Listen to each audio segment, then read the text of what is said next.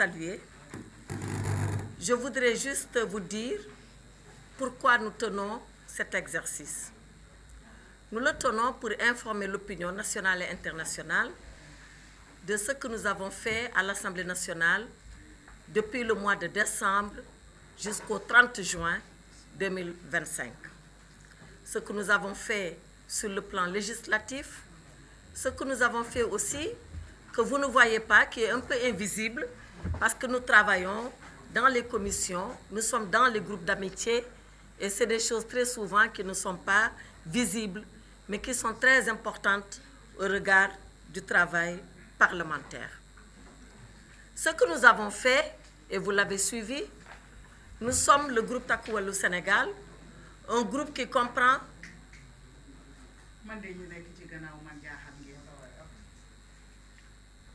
Merci Raki. Un groupe qui comprend 17 députés. 17 députés sur les 160 que nous sommes. Et nous avons essayé, malgré cette ambiance, malgré cette atmosphère qui est portée par une majorité dite écrasante, nous avons essayé de faire deux choses. La première d'abord, c'est d'exister en tant que groupe. La deuxième chose, c'est de marquer notre terrain en tant que groupe. Nous ne sommes pas n'importe qui. Nous sommes l'opposition parlementaire. Et l'opposition parlementaire, c'est une voix tout à fait différente de la voix de la majorité. Quand ce que la majorité dit est bon pour le pays, on l'acceptera. Mais quand ce que la majorité dit est mauvais pour le pays, on le dénoncera. Mieux que de le dénoncer, on le combattra. Voilà la ligne de principe qui a été arrêtée par notre groupe. Maintenant, vous imaginez, c'est très difficile d'être 17 et d'être noyé dans une majorité de 130 qui veut vous écraser. Mais je pense que vous êtes, vous, les premiers témoins. Et le peuple sénégalais est témoin. Ces 17-là, comme on dit, Machallah. Machallah parce que nos voix ont été entendues. Nos voix ont été portées partout où cela était nécessaire. Le 30 juin, c'est-à-dire lundi dernier, j'ai pris la parole à l'Assemblée nationale. On était dans une séance solennelle où le président de l'Assemblée avait invité le président de l'Assemblée de Gambie, le président de l'Assemblée nationale de Mauritanie, le vice-président de l'Assemblée nationale du Maroc. Et je lui ai dit, si vous vous souvenez, beaucoup de choses ont été faites, mais beaucoup de choses restent à faire. Sur ce qui reste à faire, je voulais vous faire un point de ce qui reste à faire. Parce que ce qui reste à faire est très important. Ce qui a été fait, on n'y reviendra pas, je pense que tous ils l'ont dit, c'est notre participation aux activités parlementaires. On a voté les lois, mais quelles lois? Depuis que cette assemblée est là, on a l'impression que c'est toujours l'exécutif, le gouvernement qui nous traîne, qui nous entraîne dans ce qu'il veut. Rappelez-vous, première loi, on a dit on supprime le Conseil économique et social, on supprime le Haut Conseil des collectivités territoriales, on a supprimé. Deuxième demande de l'exécutif, il faut radier les députés Barthélémy Diaz et un autre, on a radié. Troisième activité, le gouvernement nous a dit lever les immunités parlementaires. On a levé l'immunité parlementaire de Farba Ngom, on a levé l'immunité parlementaire de Moustapha Diop, on a encore relevé l'immunité parlementaire de Moustapha Diop. Sans qu'on ait presque, sans qu'on ne sache vraiment pourquoi. C'est vrai qu'aujourd'hui, le règlement intérieur est en train de réformer la levée d'immunité parlementaire, mais quand même, c'était des procédures que nous avions dénoncées pour être totalement abusives parce que nous ne voulions pas être à la remorque de l'exécutif. Ce qui également n'a pas été fait, et vous le savez, la Constitution dit que l'initiative des lois appartient à l'exécutif et aux députés. Ça veut dire que le gouvernement peut donner ce qu'on appelle des projets de loi, mais que les députés eux-mêmes peuvent proposer des propositions de loi. Quand notre collègue député, Thierno Alassane Sall, a fait une proposition de loi, ils se sont dépêchés de la bloquer. On dirait que c'est une assemblée qui ne veut pas que les députés fassent leur travail. Il n'y a que le gouvernement qui nous fait travailler, mais nous, on ne peut pas travailler de nous-mêmes.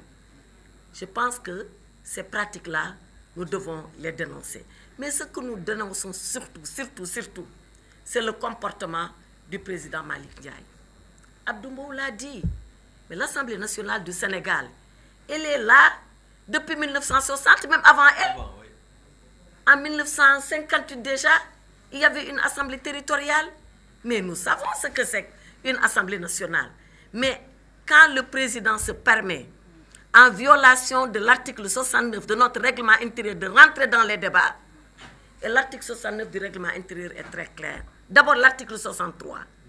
L'article 63 dit que le président est là pour faire appliquer le règlement intérieur. Et à 2 reprises, vous êtes témoins de comment nos séances ont été houleuses et très difficiles. La première fois, c'était lors du vote de la loi interprétative. On a eu beaucoup de mal à ce que le président fasse respecter le règlement intérieur. On a même eu des échanges qui n'étaient pas honorables pour les députés que nous sommes. Mais lui, il ne doit pas oublier que s'il est là, c'est grâce à nous. Il a été élu et c'est l'Assemblée qui lui a donné une seconde confiance pour être président. Et une fois qu'il est président, il est le président de tout le monde. Il n'est plus le président de PASTEF. Et nous, on a l'impression qu'il confond sa casquette de secrétaire national à la communication de PASTEF et de président de l'Assemblée nationale. Mais pourquoi Malick Ndiaye, quand moi je lui dis, Monsieur le Président, respectez le règlement intérieur, il me dit pourtant de manquer à respecter. Il me répond du tac au tac. Mais il n'a pas le droit de faire ça. Quand le président veut répondre à un député, vous savez ce que la loi lui demande de faire? La loi lui demande de quitter son siège. Il quitte son siège. Il vient s'asseoir sur le banc des députés. Il attend que tout le monde ait fini de parler pour prendre la parole et parler. Il n'est plus le président à ce moment-là. Il est seulement le député. Mais lui, chaque fois qu'on lui a dit quelque chose, il a répondu. Bat à ton tout. Mais la loi ne lui permet pas ça. Nous le dénonçons. L'autre chose, c'est que chaque fois que nous avons voulu soulever des questions préalables, des questions préjudicielles, il nous l'a presque refusé. À quelques rares exceptions, il a accepté, et quand il a accepté, c'était à moitié. Il donne aux députés le choix de parler, mais chaque fois en l'interrompant, venez-en au fait, vous voulez dire quoi, vous voulez faire quoi, c'est trop long, voilà ce qu'il fait. Nous estimons que ce n'est pas une façon de faire. Alors, nous sommes à un tournant. On a participé à une première session. Une autre session va s'ouvrir. Nous souhaitons que la prochaine session qui s'ouvre, qu'elle soit une session où chacun observe son rôle, son rang et sa qualité. Que lui, s'il est le président, qu'il reste président et pas autre chose. Nous, Takku Wallu Sénégal, on a fait tous les efforts du monde. Parce que quand vous êtes 2 et que vous pensez, excusez-moi du terme, mais c'est ça, vous pensez que l'autre peut-être ne maîtrise pas trop les textes. Vous qui maîtrisez les textes, vous patientez. Vous faites preuve de responsabilité pour ne pas brûler la maison. Parce que ce n'était pas bon, ça ne peut pas être bon qu'on se donne un spectacle. Notre assemblée est regardée à travers le monde entier. Donc, la plupart du temps, c'est moi en tant que présidente qui ai dit aux députés, laissez tomber pour pas qu'on se mette à nous tirailler aux yeux du monde. Mais à la prochaine session, il faut qu'ils se le tiennent pour dire, on va exiger le respect scrupuleux du règlement intérieur. On n'acceptera plus cela parce qu'on considère qu'il y va de notre dignité, de notre respectabilité, mais également de la dignité de l'Assemblée nationale que nous tous représentons. On a entendu aussi le président dire des choses sur l'ancienne législature. Moi, de ma vie de député, je n'ai jamais entendu un président de l'Assemblée nationale dire du mal de son prédécesseur. On a dit oui. Moi-même, je l'ai écouté. On sortait des sacs d'argent à l'Assemblée. Qui a sorti des sacs d'argent à l'Assemblée? Personne. C'est vrai. Comme Abdou Mbow l'a dit, moi-même, je l'ai dit, il essaie de travailler sur certaines choses. On a salué. Chaque fois que c'était possible de saluer, on a salué. Mais ce n'est pas une raison pour faire croire que c'est lui qui est en train de tout faire, que c'est lui qui est en train de tout chambouler, que c'est lui qui est en train de donner de l'innovation à tous et partout. Abdou Mbow a dit ce qui était déjà en train de se faire depuis l'autre législature. Qu'il parte de là, qu'il améliore, qu'il fasse des avancées, on est d'accord. Mais qu'il veuille jeter le bébé avec l'eau du bain, on n'acceptera pas ça. Et le président Amadou Mame Diop, qui a été son prédécesseur, qu'est-ce qu'il n'a pas entendu lors de la 14e législature? Qu'est-ce qu'il n'a pas entendu? Mais grâce à son tempérament, à son calme, à son sens de responsabilité, jamais, jamais, jamais, il ne s'est départi de son calme et n'a fait appliquer que le règlement intérieur. Mais est-ce que le président Malick Ndiaye, il pense que son bilan va réussir parce qu'il aura noirci le bilan de la 14e législature? Il se trompe. Il peut tout à fait réussir son bilan en partant du bilan de la 14e. Et la 14e a fait beaucoup d'efforts. Et la 14e était dans des conditions. Je crois que si lui-même était dans ces mêmes conditions-là, il n'aurait pas fait le tiers de ce que le président Amadou Mame Diop a fait. Parce que lui, il est comme dans un fleuve tranquille, avec une majorité de 130 députés. La 14e, c'était beaucoup plus étriqué, beaucoup plus compliqué que ça. Et le président Mame Diop a réussi à tirer son épingle du jeu. Bref, pour finir, on leur demande de se calmer. L'Assemblée nationale, on le dit tout le temps, c'est le lieu des joutes et de l'adversité politique par excellence. Mais c'est également le lieu de l'élégance républicaine, le lieu du respect républicain, le lieu de la contradiction où chacun écoute l'autre, où chacun s'enrichit avec la contradiction de l'autre. Moi, voilà ce que je voulais dire pour ce qui concerne l'Assemblée. Maintenant, pour ce qui concerne l'actualité, je pense qu'Abdou Mbow l'a dit. Aujourd'hui, il y a un malaise général qui gagne le pays. Ce malaise général, il nous a gagné avec les déclarations du Premier ministre Ousmane Sonko. Surtout celles qui ont été portées sur la justice.